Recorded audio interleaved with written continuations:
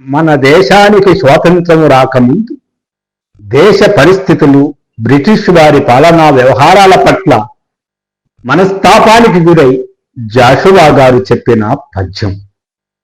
స్వపరిపాలనమన్న శబ్దంబు దేశంబు వీనుల విందుగా వినకముందు, సత్యాగ్రహోద్యమజ్వాల పశ్చిమ దిశా కుటిల శక్తుల కంటు కొనకముందు, ప్రతివాని స్వస్వరూప జ్ఞాన సంపత్తి కునుక నిద్దురమేలు కొనకముందు, మన దురాచార సాగరమగ్నమై ప్రజాబాహుళ్యమొడ్డున పడకముందు, కొలత గింజల శాసనంబులకు వెరచి కొట్లలో పంట తల దాచుకొనకముందు, వడిదుడుకులేని మన్మదాబ్దంబునందు ప్రభవమందితి నమ్మని పట్టణమున.